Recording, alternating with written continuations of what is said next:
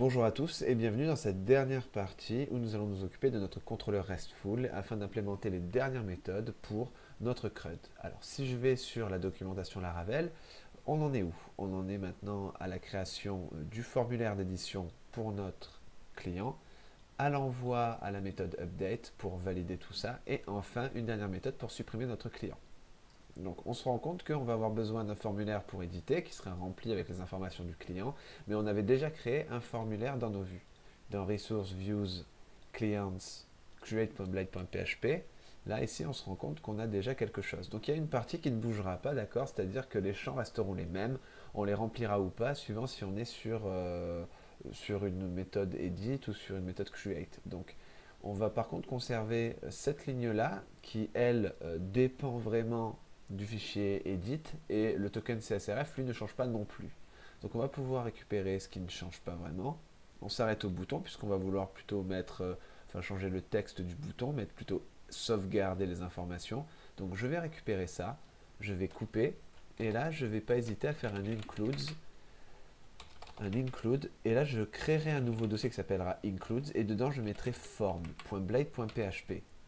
Ça m'évitera du coup de créer deux fichiers create.blade.php et edit.blade.php qui seront quasiment identiques. On va plutôt venir isoler le formulaire dans un dossier include. Donc je vais créer ce dossier includes et je vais glisser donc form.blade.php, d'accord, et je vais coller tout simplement mes lignes. Voilà, je vais faire attention à l'indentation. Voilà, ça sera plus propre. Hop. Donc normalement, si je viens sur mon nouveau client par exemple, j'ai toujours mon formulaire. C'est bien. En revanche, maintenant je vais devoir créer ici une page pour éditer mon client. Alors on va avoir nos clients, on va prendre le premier, et ici je vais rajouter un bouton et j'accéderai du coup à mon formulaire d'édition. Donc avant de continuer sur la création de notre edit.blade.php, je vais aller sur mon index, non c'était sur mon show, et je vais créer un lien, donc une encore, qui va aller sur, alors si je me souviens bien c'est slash client, slash, là on va récupérer, j'interpole la variable client ID, et là c'est slash edit. D'accord, on va suivre ici cette URI là. Donc c'est bien celle-là. Et enfin, je vais marquer éditer. Voilà. Je vais rajouter une classe btn-secondary pour que ça ait un joli style. Et je vais rajouter un margin en haut et en bas de 3, histoire que ça respire un petit peu. Voilà, parfait. Donc, quand je vais cliquer ici, je vais atterrir sur mon edit.blade.php. Donc je vais créer mon edit.blade.php et là vous allez comprendre en fait ce que je vais faire. Je vais copier mon create.blade.php et je vais le coller. Ici on s'imaginera du coup récupérer un client, donc je vais pouvoir marquer éditer le profil de, et là je vais faire client name.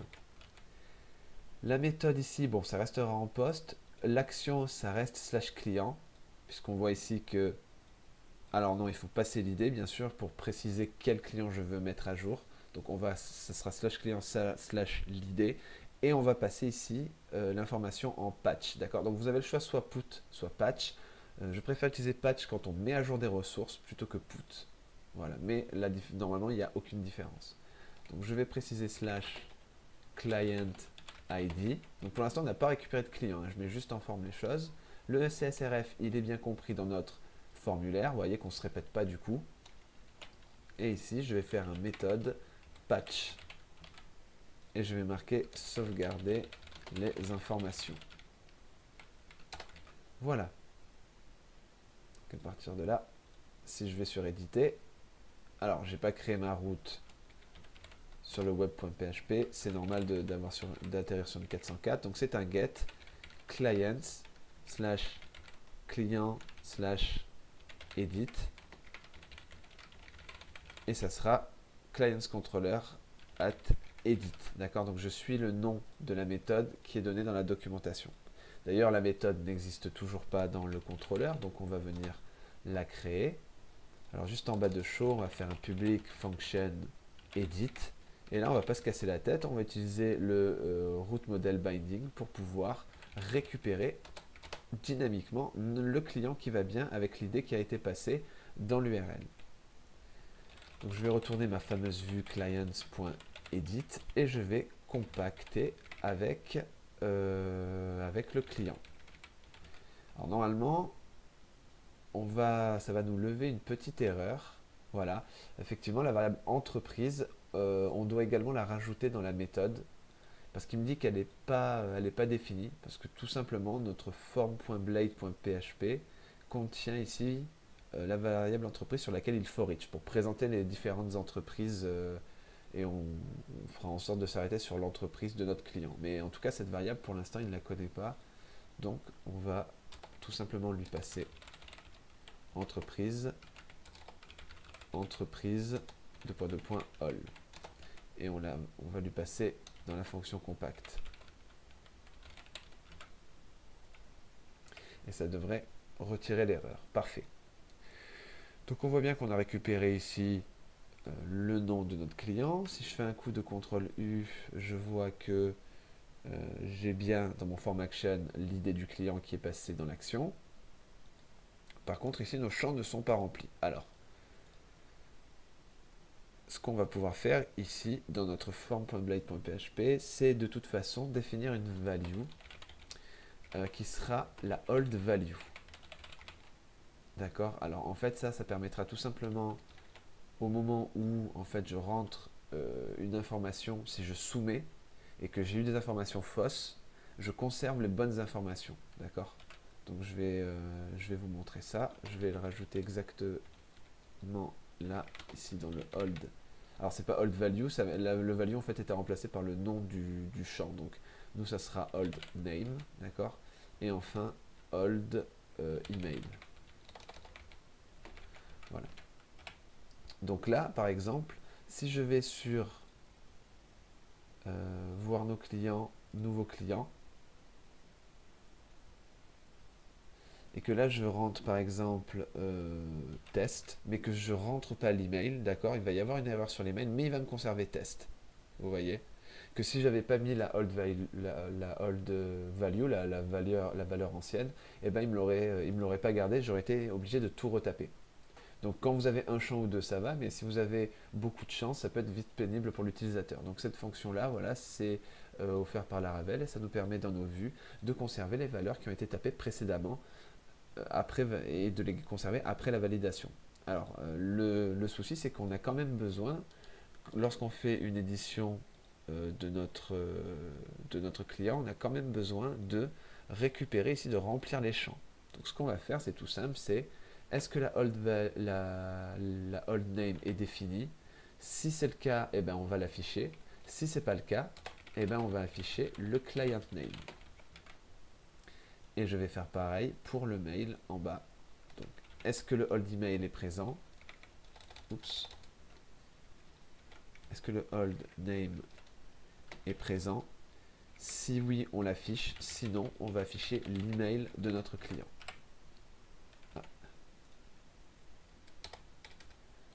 Alors, ici, j'ai mis des accolades en trop. Voilà, c'est du ternaire, donc on peut tout faire en une ligne. Voilà. Parfait. Donc, effectivement, maintenant que ça c'est en place, on va chercher à mettre, à update tout ça. Donc, pour ça, il n'y a pas de problème. La méthode dans notre documentation, c'est la méthode update, ok. C'est du patch. Et ça sera sur photo / l'idée. Donc ça on l'a déjà mis en place dans notre formation, il suffit de créer la route maintenant. Donc on aura une route qui sera du patch client, et là ça sera du / client. Donc est-ce que c'est bien ça? Oui. Et au niveau de notre méthode, ça sera la méthode update. Voilà. Cette méthode n'existant pas, on va aller la créer dans notre contrôleur. Et bien sûr, comme on reçoit une idée, on ne va pas se gêner, on va venir récupérer dynamiquement notre client. Alors là, l'idée, bien sûr, c'est de mettre à jour notre client. Donc, on va mettre en place des règles de validation qui sont les mêmes, d'ailleurs, que la méthode store. Et lorsque ça c'est bon, on va prendre notre client et on va utiliser la méthode update dessus. Et on va lui fournir les datas. Et si c'est bon, eh ben on va retourner sur le profil de la personne. Donc on fait un return redirect. Et on va sur client, slash, et là je concatène avec l'id du client, donc client ID, puisque j'y ai accès depuis ma fonction. Donc a priori ça devrait fonctionner. Donc je vais l'appeler Mackenzie Cooper édité. Je sauvegarde les infos. Et là j'ai une 404 parce qu'il me redirige vers client slash 1. Et je crois que c'est client avec un S normalement. Donc je vais voir ma web.php. Oui, c'est client avec un S. Et dans mon edit,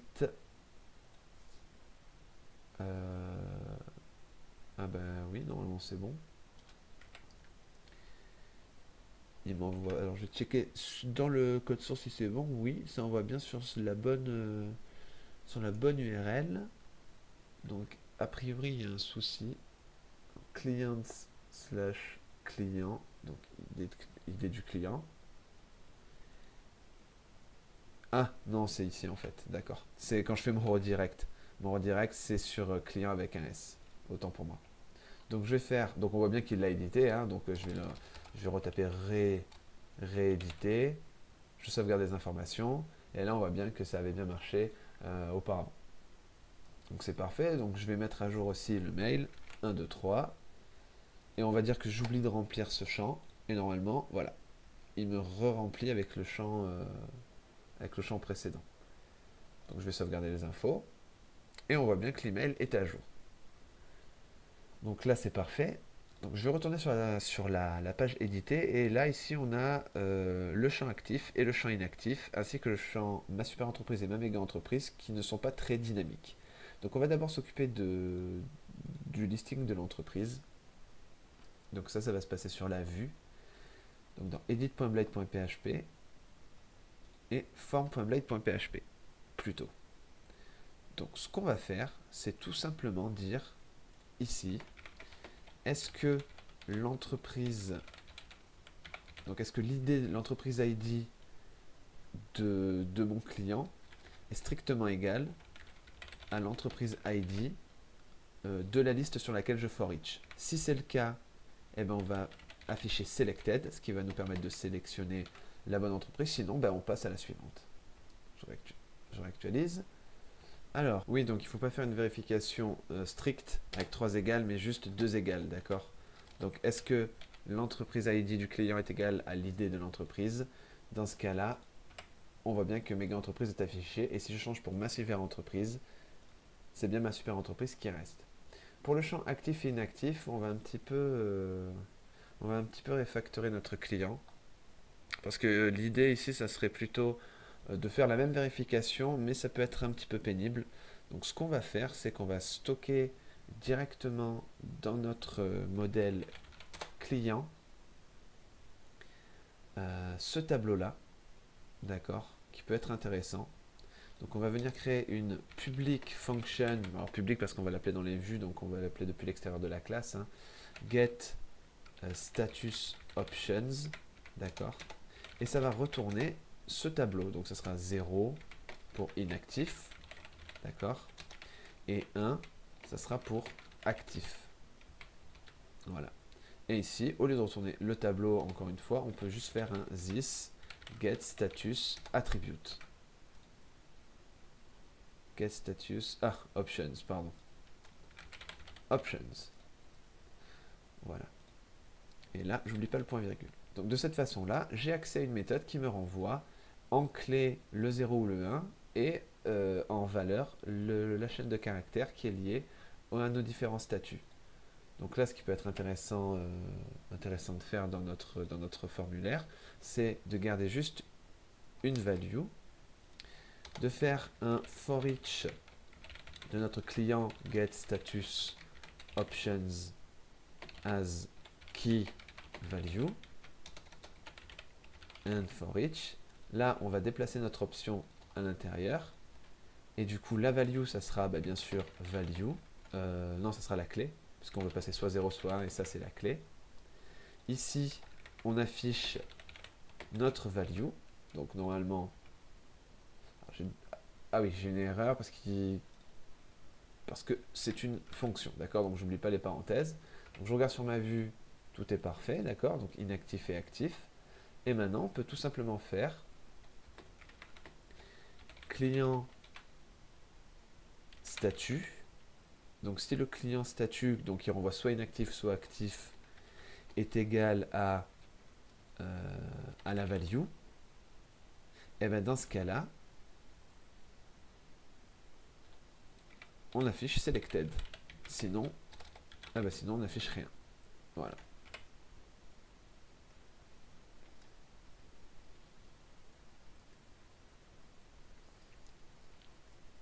Alors j'ai une petite erreur. Il ne s'attendait pas à un 2 points. Oui, j'ai encore oublié le point d'interrogation.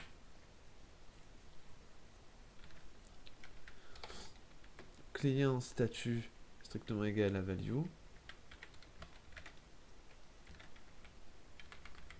Là, hop. Non, qu'est-ce qu'il veut? Il s'attendait toujours pas à 2 points. Ah oui, mais j'ai mis 2 points ici, c'est pas là. Voilà, c'est point d'interrogation, selected, sinon rien.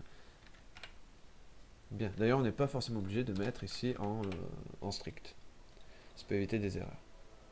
Donc Mackenzie, on va le mettre en inactif, je sauvegarde, j'édite, on voit bien qu'il est en inactif, je le mets en actif, je sauvegarde, j'édite, je vois bien qu'il est en actif.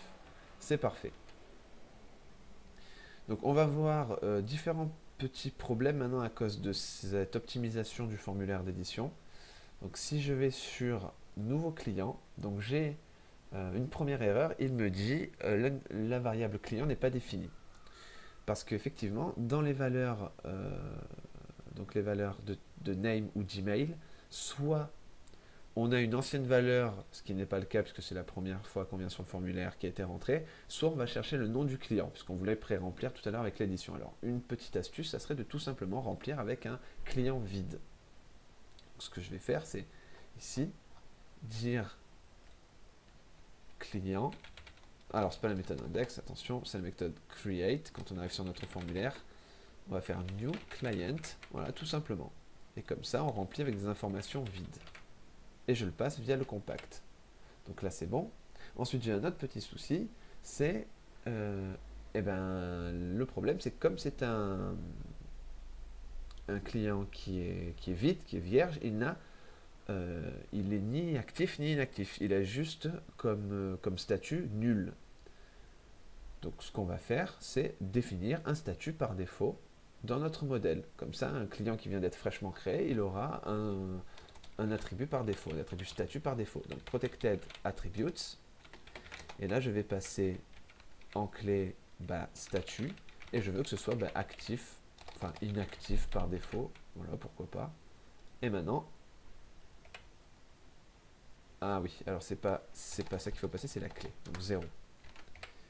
Voilà. Et là, on voit bien qu'il est passé à inactif. Si je change, que je mets 1 par défaut, il est actif. Bien.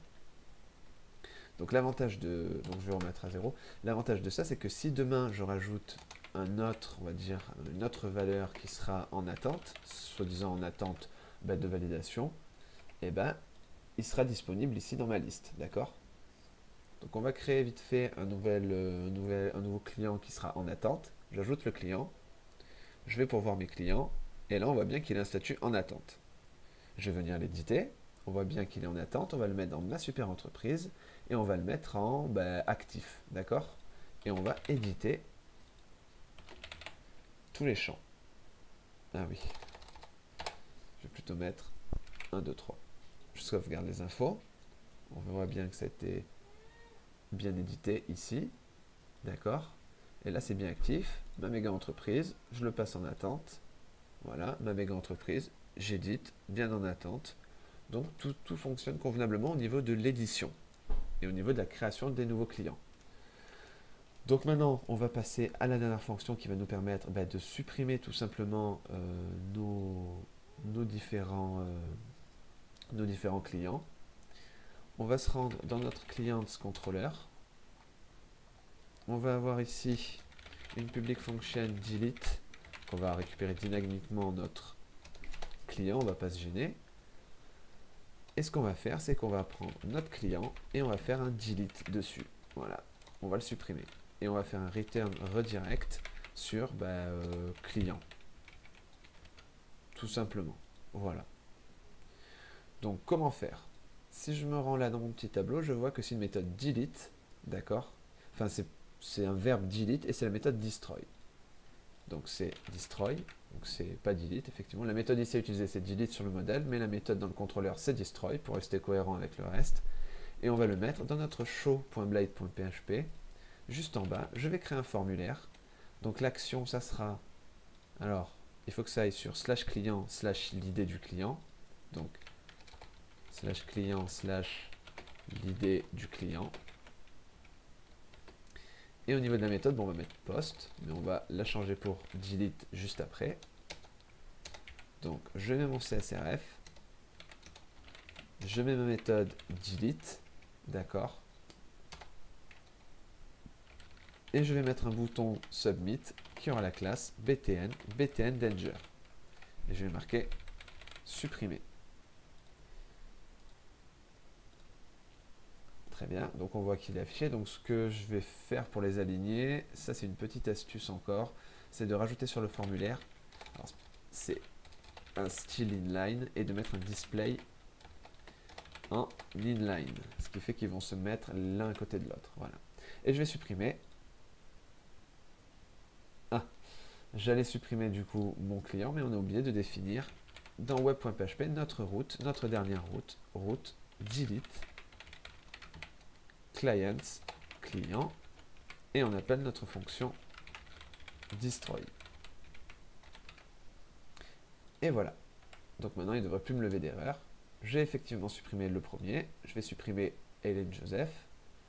Et voilà.